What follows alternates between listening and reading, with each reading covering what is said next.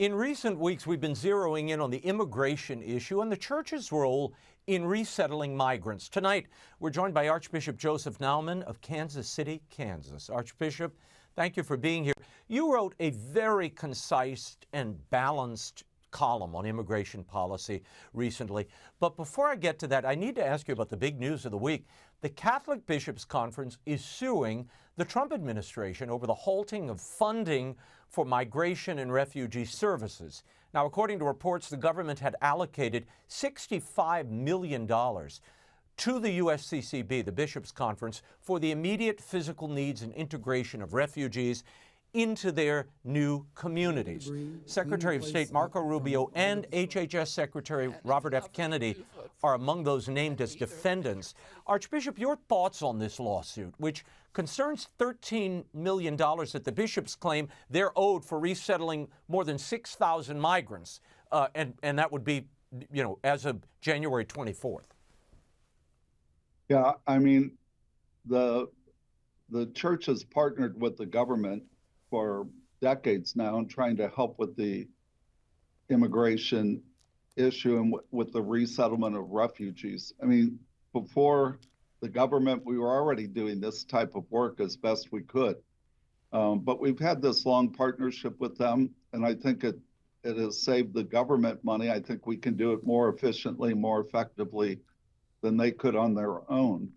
But with this breaking of the contract, I mean, it creates a real problem, and I think an injustice to break this contract. Now, at some point, if they want to not renew the contract, I think that's up to them. But to break a contract, it means that people that we've hired and employed with the expectation that they would fulfill the contract, I think it creates a real difficulty, a real problem, a real injustice. Is it a contract, Archbishop, or is it just a flat grant? I mean, because, I know when a lot of people read this, they thought, wait, a grant is essentially monies for a job, and now that job is no longer necessary. So, is there a contract at play? Well, you'd have to talk to the lawyers about that. But I think there was an understanding. I know we do refugee resettlement here in Kansas City, Kansas, and we get reimbursed for the services. And so I think there's been this understanding that at least for coming here, this would be in place. So, yeah, I think I understand what the administration is trying to do, but I think just pulling out of a contract in the middle of it, I think it's unjust. And if they want to change the policy at some point, then give us some leeway to adjust to it.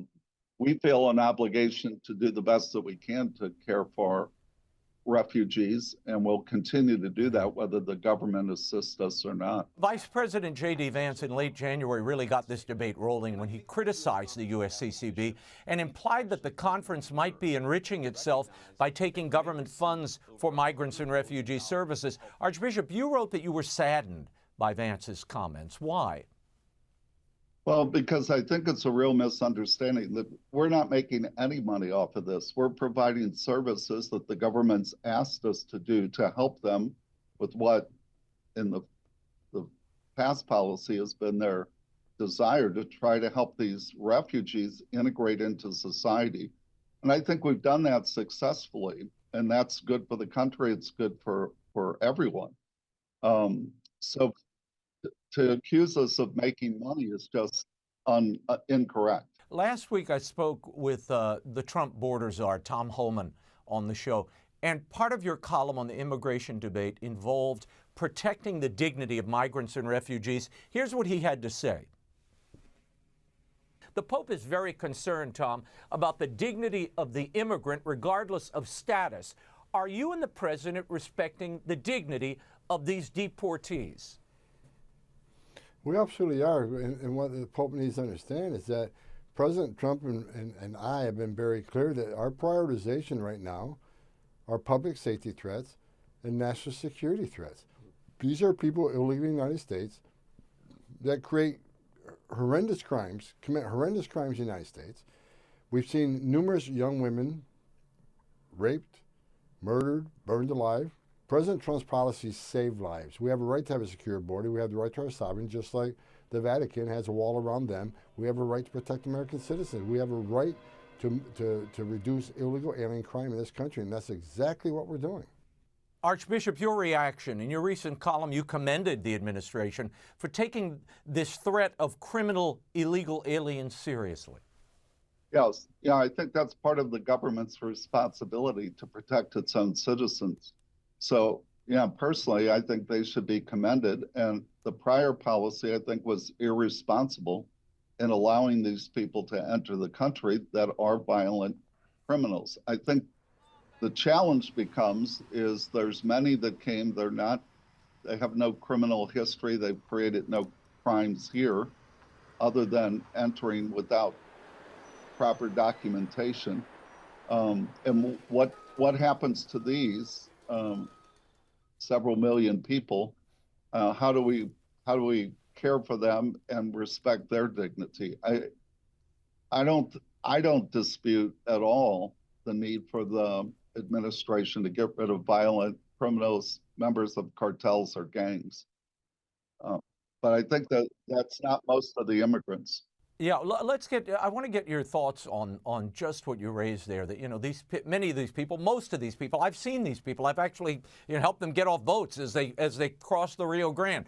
But the reality is there is a rule of law in place. And you wrote the following: the vast majority of the people who entered our country illegally are not gang members or criminals or drug dealers, what you just said, nor are they posing a threat to national security, but have come fleeing poverty in their homeland with a sincere desire to better provide for the material needs of their families.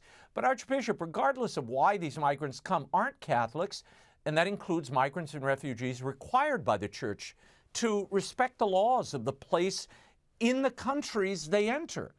I mean, the rule of law is not optional here. Yeah, there is an obligation, and in the Catechism we talk about that those who come to a country have a responsibility to observe those laws. I think unfortunately we've had a policy, but the way the government has acted, at least in recent years, was actually encouraging these immigrants to come. So I think they've come, they're here now. Many of them have become contributing members of the community. Sometimes there's different families have different status. Some are here legally, some are not. And that's one of our concerns too, is do we separate families? And is it really going to help the country to do this mass deportation of those that aren't criminals, aren't gang members, aren't members of cartels? And is there a way to create a path for citizenship? And if not citizenship, maybe some kind of legal presence with worker permits. Archbishop, what do you make of the critique? And I've seen this a lot online over the last week or so. When was the last time we heard the Pope or the bishops in unison speak out so forcefully on a moral issue like abortion or IVF or any of these other issues, and suddenly there's this unified chorus around this issue of illegal immigration, which frankly is within the prudential judgment of those elected? Yeah, in my column, I talk about how the church and the government have different responsibilities here. I think a government does have a responsibility to protect its own citizens. As the church, we don't determine who's here legally or not, but we try to serve whoever's here because we respect their dignity as one made in the image of God, one for whom Jesus Christ gave his life on Calvary. So there is a difference between what the government might perceive at a given moment is necessary, and what we as a church are trying to do is simply to help people. And our concern now is these people have in some ways been almost invited to come, and now this mass deportation of those who aren't criminals, we think is going to create a new chaos within our society and culture. This is, look, the Trump executive orders no doubt have caused their own tumult in Catholic charities and Catholic relief services, because so many of those funds are suddenly frozen. I know, Catholic relief services laid off half their staff already. The question I'm going to pose to you is, do you believe the church should have been so dependent in these charitable extensions, these charitable outreaches upon government funds, so they wouldn't be in this position? Well, Raymond, I think, there's been a history of a partnership with the church and the government. And I think as long as the government saw this as a way of achieving their objectives in terms of building relationships with other countries and helping those, we've seen some of these terrible things that DOJ has uncovered about how money has been misused for really trying to inflict a woke ideology on people. And that's certainly something the church, we're concerned about that too, that the government's misusing money in those areas. But our effort is to give food to people, to make sure they have clean water, to help them know how to farm in a way that's going to help them provide for themselves and their families. And as long as the government would partner with us and not have us violate our own beliefs, I think that's been a good partnership. If the government no longer wants to do that, we're going to continue to try to do what we can with the donations of our people. Before it's been a partnership with the government and those donations, and I think we've accomplished more than the government could have done on its own and we could do on our own. Before we run out of time, the newly appointed Archbishop of Detroit, Edward Weissenberger, once suggested when he was Bishop of Tucson back in 2018 that canonical penalties, the withholding of communion, etc., should be considered for Catholics who were involved in border enforcement practices that, in the bishop's estimation, were morally wrong. Border Patrol agents and ICE officials. Archbishop, do you agree with your brother bishop's suggestion there? Yeah, no, I don't agree with that. I don't agree with that those kinds of, they're just doing their job. They're doing what they've been called to do by the government. Now, if they do it in an abusive way, if they disrespect people, then yeah, I think that could be a problem. But if they're just doing their job, no, I don't think they should be denied the Eucharist. Yeah, no, I agree. And I think and if they're abusing their jobs, they should be criminally prosecuted as well. Archbishop Joseph Naumann, thank you so much for being here, for your clarity on this issue. And I think an opinion and a peace that bridges the charity and the love of the church for all people, regardless of who they are, and the obligations of the government in this moment. So thank you for that.